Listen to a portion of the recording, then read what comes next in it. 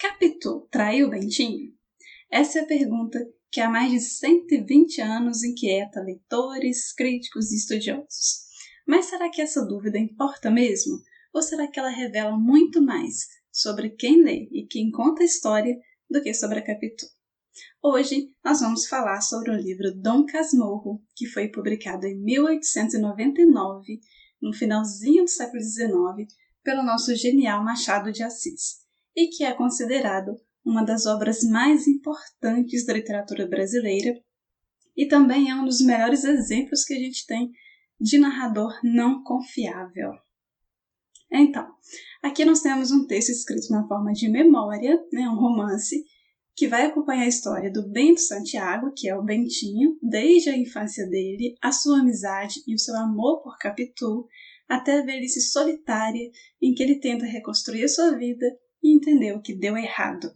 A obra faz parte da fase realista do Machado de Assis e trabalha temas como ciúme, como a obsessão, como a moral burguesa e como a dificuldade de confiar nas próprias memórias. O Bentinho e a Capitu são vizinhos e são amigos de infância. Ele é filho único, criado para ser padre, que foi uma promessa da mãe, mas ele se apaixona por Capitu e depois de algumas reviravoltas ele consegue não ir para o seminário e consegue se casar com a Capitu. Então até aí tudo bem.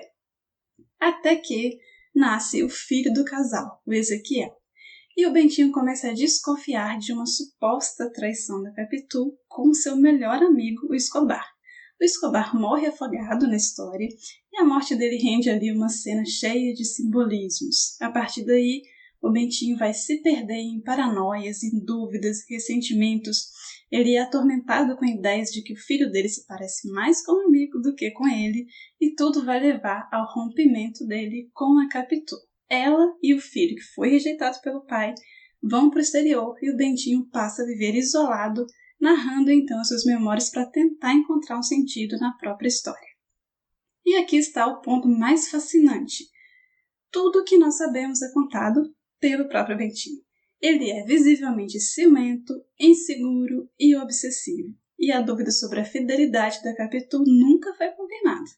Não temos provas, só julgamentos e interpretações enviesados pelo narrador. Essa construção, gente, ela faz de Dom Casmurro o exemplo clássico do que eu falei, que é um narrador não confiável, aquele que distorce os fatos pela sua subjetividade. Isso obriga o leitor a duvidar, então, não só da Capitu, mas também do próprio Bentinho. A suspeita, gente, sobre a Capitu reflete também o moralismo da sociedade do século XIX. Lembra que a Capitu é descrita como inteligente, astuta, ousada, com olhos oblíquos e dissimulados, em uma época de padrões rígidos femininos que exigia então que a mulher ideal, fosse submissa, tivesse pureza, fosse uma mulher previsível. Então, as características da Capitu já são suficientes para colocá-la sob suspeita naquela época. A dúvida sobre a Capitu carrega então o peso do machismo estrutural da época, onde a mulher, ao demonstrar iniciativa ou ter personalidade forte, já era vista com desconfiança. Mas o foco do Machado não é a Capitu, e sim o Bentinho. Dom Casmurro é sobretudo então um romance que fala de obsessão e que fala sobre como o ciúme patológico, como a insegurança, como a tentativa de controlar o outro podem corroer as pessoas por dentro e podem destruir relacionamentos.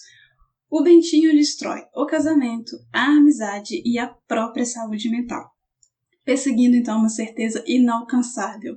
E essa tragédia pessoal ela é mais importante, literariamente, do que a resposta à traição. E é aí que o Machado brilha. Ele deixa para o leitor o papel de juiz, e isso faz com que cada geração leia Dom Casmurro de uma maneira diferente. No passado, Capitu era vista como culpada por muitos leitores, mas hoje muita gente já enxerga nela uma vítima da paranoia masculina. O Machado de Assis antecipa, de certa forma, o conceito moderno de literatura interativa, onde a história só se completa no olhar de quem lê. Então, Capitu, gente, traiu ou não traiu? Talvez isso agora pouco importe, não é mesmo? Por quê? Porque o verdadeiro protagonista desse drama é o ciúme doentio e a incapacidade humana de aceitar, de lidar com as incertezas. Por fim, o Machado de Assis não escreveu um romance policial. Ele escreveu sobre o abismo que existe entre o que nós sentimos, o que acreditamos e o que de fato aconteceu. Se você gostou desse vídeo, se inscreva no canal, deixe o seu like e até o próximo.